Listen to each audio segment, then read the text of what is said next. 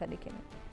वहीं बिहार में चुनाव को लेकर सरगर्मियां तेज हैं। प्रत्याशियों पर मंथन का दौर चल रहा है। हमारे संवाददाता ने बिहार कांग्रेस के प्रदेश अध्यक्ष राजेश राम से खास बातचीत की है, आपको दिखाते हैं।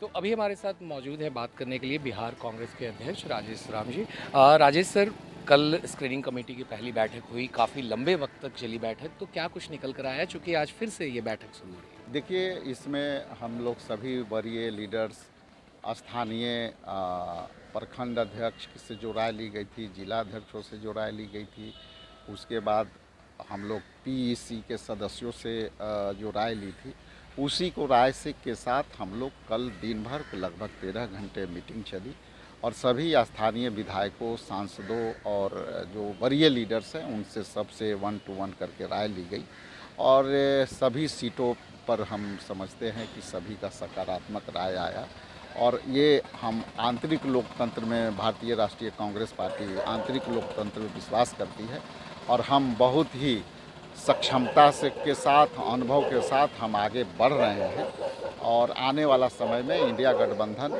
हमारे निर्णयों से काफ़ी मजबूत होगा। सर, जिस तरीके से बात सामने निकल कर आ रही है कि जितने भी सिटिंग विधायक हैं कांग्रेस के 17 विधायकों को फिर से फील्ड किया जाएगा और कल करीब 36 सीटों पे सहमति बनी है और बाकी की भी सीटों पर आज सहमति बनने की उम्मीद है। नहीं, देखिए, जहाँ तक आपने सभी विधायकों के बारे में चर्चा की तो पता नहीं कहाँ से आपका कोई सूत्र है, लेकिन अभी वर्तमान में चर्चा जो है हम क्वालिटी सीट से के साथ कर रहे हैं।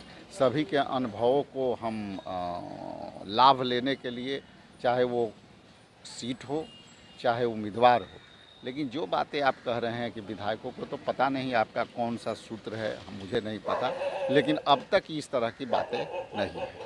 बहुत बहुत शुक्रिया सर बात करने के लिए। तो ये थे राजेश राम जी, जिन्होंने सीधे तौर पे कहा कि आज भी पूरे तरीके से चर्चा चलेगी और सीटों को लेकर जो खास तौर पे बातचीत चल रही है उस पर कोई ना कोई निष्कर्ष जरूर निकल कर आएगा। ITV नेटवर्क के लिए आनंद सिंह, दिल्ली। बिहार विधानसभा चुनाव को लेकर CLP लीडर शकील अहमद ने भी इंडिया न्यूज के साथ बातचीत की है, आइए दिखाएं। अभी हमारे साथ बात करने के लिए मौजूद है बिहार के CLP Shakeel Ahmed Khan sir. Shakeel sir, screening committee की बैठक कल हुई, करीब 13 घंटे बैठक चली, आज फिर से मीटिंग का दूसरा दिन है, तो किन किन मुद्दों पर चर्चाएं हुई सर कल?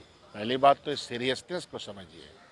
कांग्रेस पार्टी अपने पार्टी के तमाम वरिष्ठ, कनिष्ठ और स्ट्रक्चर में जितने लोग भी शामिल होते हैं, ब्लॉक, जिला, प्रदेश, उसके बाद यहाँ सबके ख्यालात को शामिल करके यहाँ तक हम लोग पहुँचे हैं और चर्चा हम लोग कर रहे हैं। तो सीरियसनेस है, हम लोग इसीलिए इतनी संजीदगी से काम कर रहे हैं कि राहुल गांधी जी का कहना है, अलायंस पार्टनर हम सब लोग मिलकर, हमारा कमिटमेंट है कि बिहार की मौजूदा सरकार जिसने बर्बाद कर दिया बिहार को, बेकारी बढ़ा दी, भुखमरी बढ़ा दिया, गरीबी बढ़ा दी, तमाम संस्थाओं को नष्ट कर दिया, एजुकेशन सिस्टम ख़त्म कर दिया, हेल्थ सिस्टम ख़त्म कर दिया, तो इन सब के खिलाफ एक माहौल है। और अभी इसलिए देखिएगा कि एप्लीकेशन कितने पड़े हैं चुनाव लड़ने के लिए, तो ये सब इस बात को दर्शाता है कि बिहार की सरकार गई और हम लोग इस चिंता में लगे हुए हैं।